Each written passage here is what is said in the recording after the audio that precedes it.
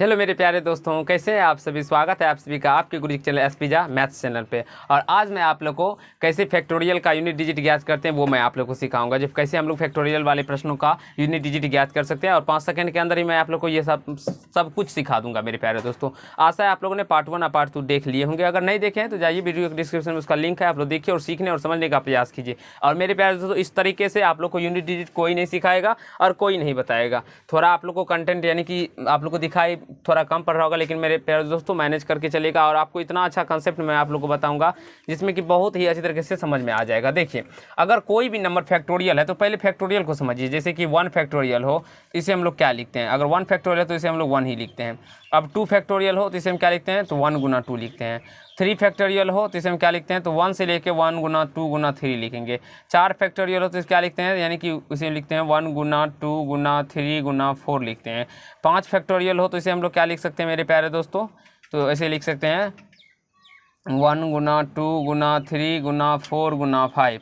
और यहाँ से इसका मान तो 1 ही आ जाएगा, इसका मान 2 आ जाएगा, इसका मान 6 आ जाएगा, इसका मान कितना आता है 24 आ जाएगा, इसका मान कितना आता है 20 20 या 60 अदुना 120 आ जाता है। 5 फैक्टोरियल तक आप लोग को समझ में रहना है, याद रखना है, ठीक है। अब आगे हम लोग समझते हैं मेरे प्यारे दोस्तों। एक प्रकार से इस प्रकार से भी एक फैक्टोरियल लिखा जाता है, फैक्टोरियल 1 फैक्टोरियल 2 फैक्टोरियल 3 फैक्टोरियल 4, इस प्रकार से भी फैक्टोरियल लिखा जाता है, ठीक है। आप समझ गए होंगे। अब उस प्रकार से यहाँ से 1 फैक्टोरियल का मान देखेंगे तो 1 ही आएगा। 2 फैक्टोरियल का मान 1 गुना 2 करिएगा तो 2 आ जाएगा। 3 फैक्टोरियल का मान 1 गुना 2 गुना 3 कीजिएगा तो 6 आ जाएगा। अब यहाँ से इसको गुना कर दीजिएगा तो 12, तो इसका यूनिट डिजिट पूछा जाएगा आप लोगों से, तो यूनिट डिजिट क्या हो जाएगा, इसका 2 हो जाएगा। आशा है समझ में आ गया होगा।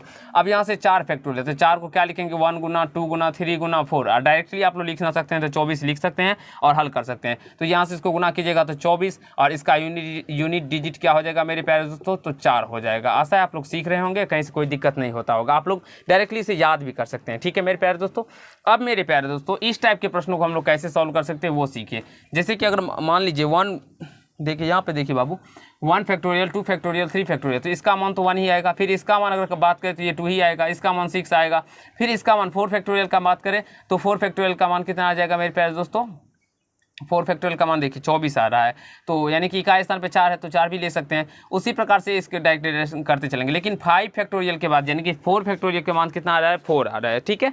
5 फैक्टोरियल का मान कितना आ रहा है मेरे पास, तो 0 आ रहा है, इकाई स्थान पे 0। और इस सारे नंबर को जब हम 0 से मल्टीपल करेंगे तो इसका यूनिट डिजिट जो हो जाएगा वो 0 ही निकल के आ जाएगा और कहीं से कोई दिक्कत नहीं होगा आप लोग को मेरे प्यारे दोस्तों। क्योंकि यहाँ पे देखिए 5 फैक्टोरियल के आगे जितने भी नंबर्स आएंगे उस सारे का नंबर 0 होगा, क्योंकि फिर 6 फैक्टोरियल निकालेंगे तो 1 गुना 2 गुना 3 गुना 4 गुना 5 गुना 6, तो 5 फैक्टोरियल तक 120 को फिर 6 से गुना कीजिएगा तो 720 आएगा। तो उसके भी इकाई स्थान पे क्या आ रहे हैं मेरे प्यारे दोस्तों, तो 0 ही आ रहा है। तो 0 को जब इस सारे नंबर से गुना कीजिएगा या किसी भी नंबर से मल्टीपल करते हैं तो 0 ही आता है, तो इसीलिए इसका यूनिट डिजिट क्या हो जाएगा मेरे प्यारे दोस्तों, तो 0 ही हो जाएगा। अब यहाँ से 101 फैक्टोरियल है तो इसका यूनिट डिजिट क्या हो जाएगा, तो 0 ही हो जाएगा। 5 से 4 से जितने भी नंबर्स होंगे सारे का अगर आप लोगों से यूनिट डिजिट पूछा जाए तो वो क्या हो जाएगा मेरे प्यारे दोस्तों, तो 0 ही हो जाएगा।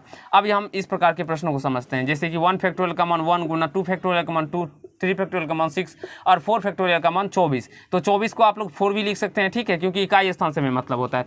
अब उसी प्रकार से इसको 1 को 2 से गुना कीजिएगा तो 2 आएगा, ठीक है। और 2 को 6 से गुना कीजिएगा तो फिर 2 ही आएगा, यानी कि 2 6 का 12, फिर 2 फिर 2 को 4 से गुना कीजिएगा तो 8 आ जाएगा, यानी 1 गुना 2 गुना 3 गुना 4 फैक्टोरियल का मान 8 आ जाएगा, ठीक है मेरे प्यारे दोस्तों।